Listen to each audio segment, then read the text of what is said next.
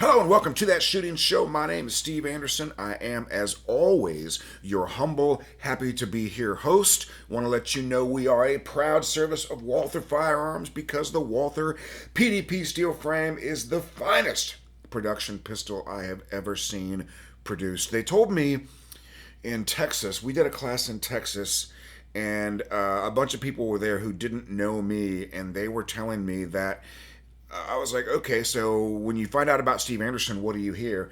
And the guy said, oh, we heard you were like a used car salesman. Wow.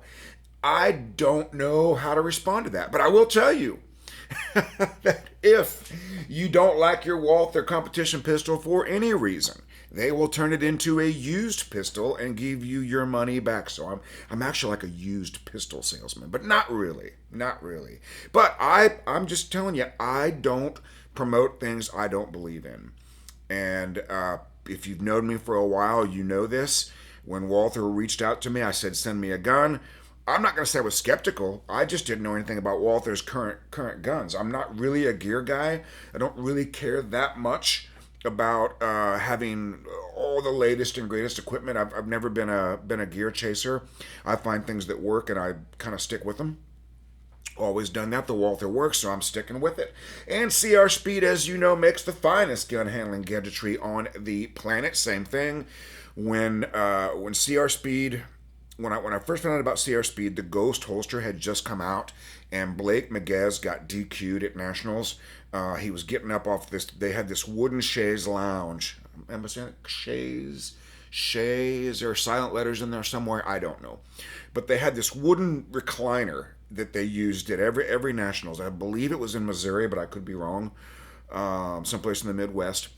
And Blake Miguez was kind of up and coming, and he got DQ'd because he got off of the wooden recliner chaise lounge thing, and his gun stayed there.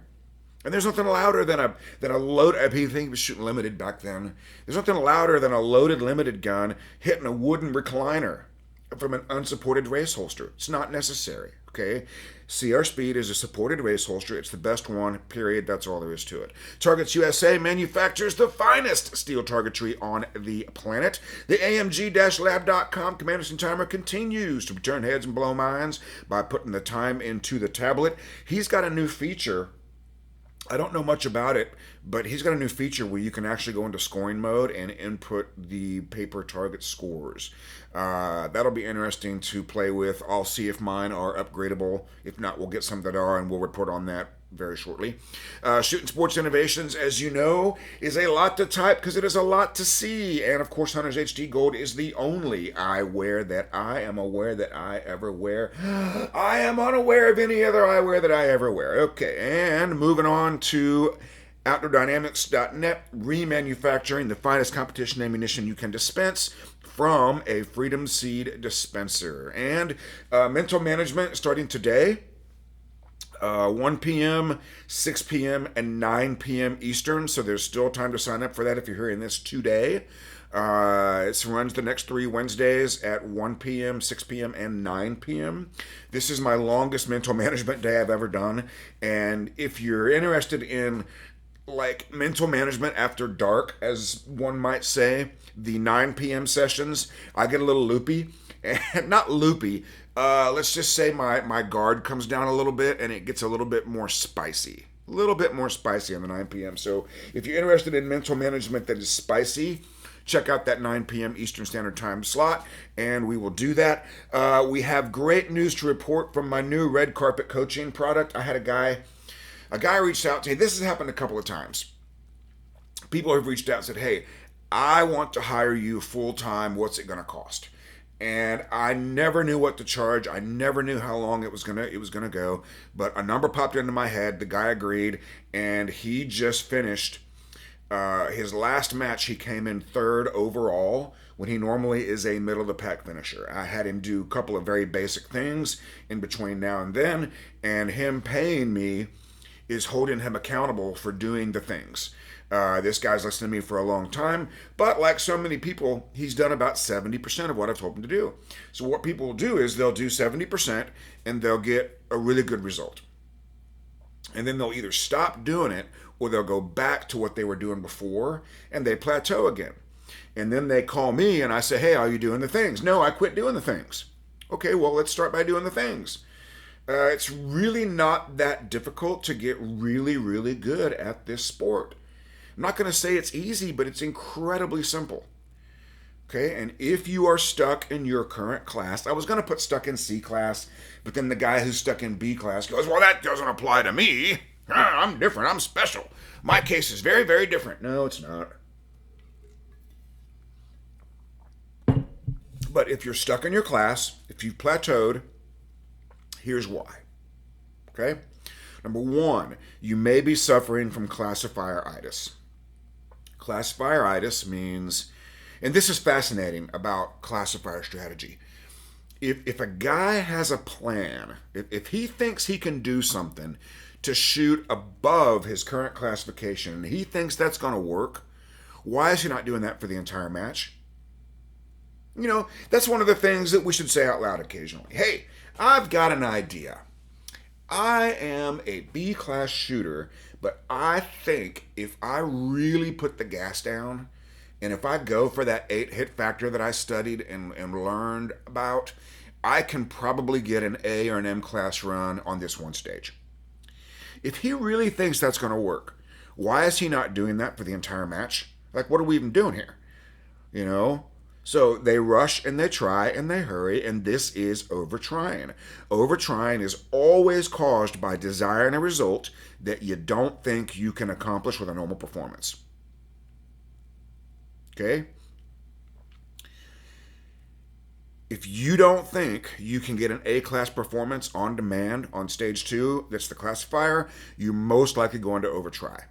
And if you're calculating a time or a hit factor, you will absolutely overtry in your attempt to get the time and the hit factor. Overtrying is always caused by a self-image, which is your opinion of yourself, that doesn't believe you are capable of an A-class run. How does that happen? Oh, that happens because of negative imprints in training, which is, as I've told you numerous times, the second biggest problem in the sport. Oh, and that's interesting because that comes after discussing once again the biggest problem in the sport, which is the conscious control of speed in competition. If you are speeding up or slowing down, you're not getting access to your subconscious skill. Therefore, you're not getting access to your training. It's highly ironic. Anytime you make a conscious attempt to control your speed up or down, you're not going to get access to your training. And you're only going to do this because your self-image doesn't believe that you're good enough for the result that you want. Number 2, if you're stuck in class, you are living a C-class lifestyle. Okay, I want you to think of the shooting classifications as lifestyles. Right? I have lived a Grandmaster lifestyle. It is very different than the lifestyle I'm living today. If I wasn't working or sleeping, I was dry firing. And that's pretty much what you have to do if you want to get the G. It's pretty much what you have to do. You have to live that lifestyle. You want to be a national champion? They live differently than you do. Practice is not optional. Mental game is not optional. Okay? They are living differently than you. If you want to be an A-class shooter, you need to live like one. Okay? Now, as you may know, and I didn't bring one in here with me, the book Refinement and Repetition has produced dozens, if not hundreds, of grandmasters, thousands of A-class shooters. I mean, this is the way. It's like we don't need to reinvent the wheel over here. That book was written to improve classifier performance. Well, back then they didn't have any movement. Yes, we had some movement, and you're right, we didn't have a lot of classifiers with movement. But I did a whole show on turning those drills into movement drills. It's not that hard to do, okay? All you do is add the word while moving or with movement in between the two chunks, like when you're doing the reload. Like, it can be done. It's not that big a deal, okay? All right, so number 3, you're not dry firing at all or dry firing enough. When you get your refinement repetition book, it's going to say do 10 this way, 10 that way. I want you to cross that out, and I want you to do 3 to 5 minutes per drill at or below your current par time. If your par times are not dropping, on a regular basis. Like if you're doing 6 reload 6 and you're stuck at 5 seconds, then you're dry firing all alphas, and I'm not gonna say you're wasting your time, but you're stuck at a speed because you're insisting on perfect accuracy. Now, when I wrote that book, I had not yet discovered the 3 modes of practice, so they aren't mentioned in refinement repetition. They come up and get to work. And what a lot of people don't know is my speed mode. I was doing speed mode, but it was Charlie's. My speed mode was never Mike's or Delta's. It was always Charlie's. Okay, that's the worst, as bad as it ever got. Number one, because it had a dot, and back then you had to get an open gun to get a dot. There were slide mounted optics, but they weren't very reliable, and people just weren't using them. But I got an open gun with a dot, classic old school Seymour, and I thought, this gun it's so ridiculously easy to shoot alphas with a dot. Why would I not do that? Now, if I had understood speed mode, in speed mode, all it means is suspending the judgment of accuracy temporarily to get a massive speed gain. It's very, very simple. Okay? We'll get into that on another program. But suspending the judgment of accuracy for a brief period of time to get a massive speed gain is very, very easy to do. And if your par times are stuck, you need to do some real hardcore speed mode. Okay? And if it's a multiple target drill, you could try doing it on one target, take the transitions out. There's all kinds of things you can do, but you need to experience a 4-second run. What's it going to feel like to get this thing done in 4 seconds? And then when that becomes normal, then you can bring back the other targets. Okay? Number 4, if you're stuck in class, you might not want it bad enough. Like, you might not want to be an A-class shooter bad enough to actually do the work. And that's not a failure, but it might be a fact. Okay? If you're not living an A-class lifestyle, you probably don't want to be an A-class bad enough to change your habits and attitudes. And that's okay. Like, it doesn't make you a bad person. It just means you're not going to be an A-class shooter. You know, if good grief, if you want to get to Grandmaster, that needs to consume the vast majority of your disposable time. It's just all there is to it. You know, and I'm sorry, but where else would a guy or a shooter or a gal aspire or desire to be in the top 5% of a sport with the least amount of work possible? You know what I want to do? I want to become... I want to reach the top 5% of auto racing from my couch. I don't think we do that anywhere else. I want to be in a Super Bowl NFL team from my chair while I'm eating snacks. I don't think we do that in any other pursuit. But in shooting, people want a maximum return with a minimal investment. Well, it's not going to get any easier than what I've laid out for you. 3 to 5 minutes a day, drills 1 through 12, will get you to A-class incredibly quickly. Add in a little bit of movement, and you're going to be doing just fine. Okay? But you have to want it bad enough to change your lifestyle. You have to want it bad enough to do the work. Okay? All right. Number 5, you must know if the opportunity is technical or mental. Up to around B class, there's a lot of technical stuff going on. If you're stuck in C class, you're just not dry firing enough. That's just pretty much all there is to it. Or if you are, you're not using par times, and or you're getting a massive amount of negative imprints, because C class should be pretty easy to get out of. Okay? Once you get into B class, it could still be technical, but now the mental game gets a lot more important. Okay? Because the percentage of shooting that's mental is pretty much the same as your classification. So if you're an A class, shooting 75% mental, M class 85, G 95 and above, mental. Okay, because you've got the technical stuff figured out. But A class and up is likely mental if you're doing the work. And continuing to train with a poor mental game is literally doing sit-ups for a head wound. Okay, so I'm looking in the mirror. I've got this grievous head wound. What should I do? Oh, I know what to do. I'm going to do sit-ups. That's literally what you're doing. If you're continuing to practice and you're not seeing your skills in competition, you're shooting below your skill level, or you're shooting better in practice than you are at the match, That's 100% mental, more specifically, that's self-image, and that is being caused by negative imprints during training. Well, I gotta be tough on myself to get better. What you need to do is focus on solutions instead of problems. It's not about taking it easy on yourself.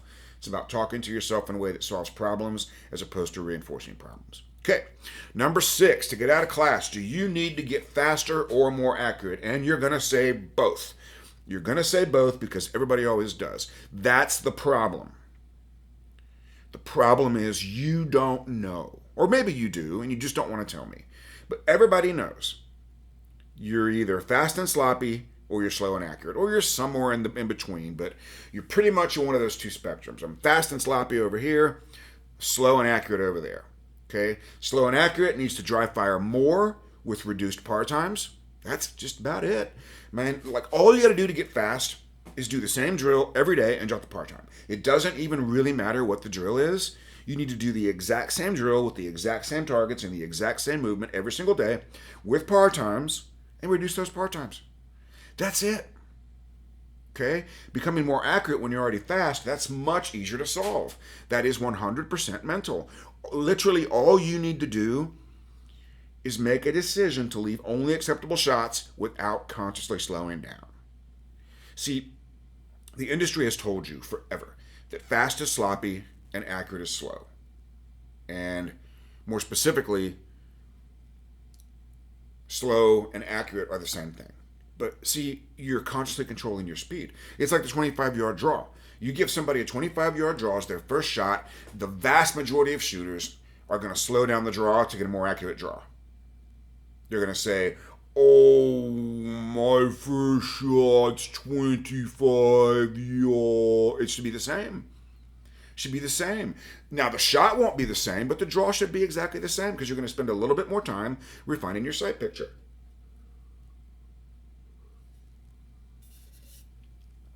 But you're not going to spend any more time presenting the gun. Okay, that's just one example. Accurate does not need to be slow. It just needs to be precise. It's a mental decision to leave only acceptable shots without consciously slowing down. Okay, let's revisit it again.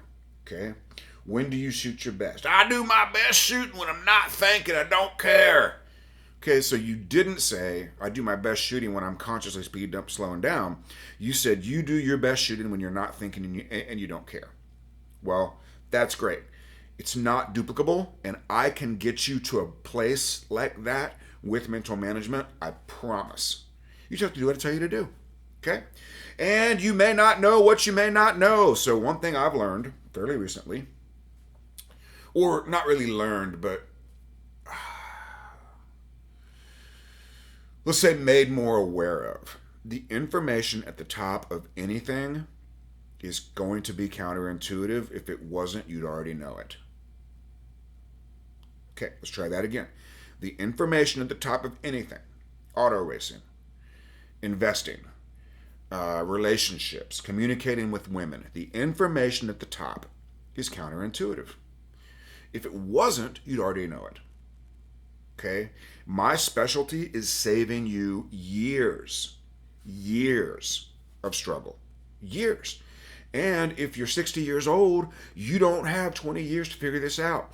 If you're getting started in shooting's interesting because it is kind of expensive in time and money. So when people are really getting into it, they tend to be maybe a little bit older. Well, if you're getting into shooting at 60, you don't have 10 years. I mean, you might, but you don't have 10 years to waste. If you're 20, you screw around till you're 30. No big deal. Your body can handle it. Okay, my specialty is saving you years of struggle because the information at the top is counterintuitive, and I can help you do it. Okay, I want to remind you we do have free classes available for class sponsors. All you need to do is find a range and pick a date, and I will do the rest. And if certain conditions are met, you might be able to get the class for free. We also have classes available with my good friend Keita Bussey, who is still recovering from surgery and will be back to work pretty soon. We're not sure exactly how soon, but fairly soon. And just get a hold of me if you want to do that, steve@andersonshooting.com. And if you want to do mental management, if you want to start your mental game journey today, and I mean right now, January the 14th, okay, You still get signed up for 6 p.m. or 9 p.m. Eastern Standard Time next 3 Wednesdays. It is a bargain, and you will wish you'd had the information sooner. So, till we meet again on the range, on the Zoom, or anywhere else, be like me, do what I do, say it with me. 1, 2, 3, love your BYE, and get to work.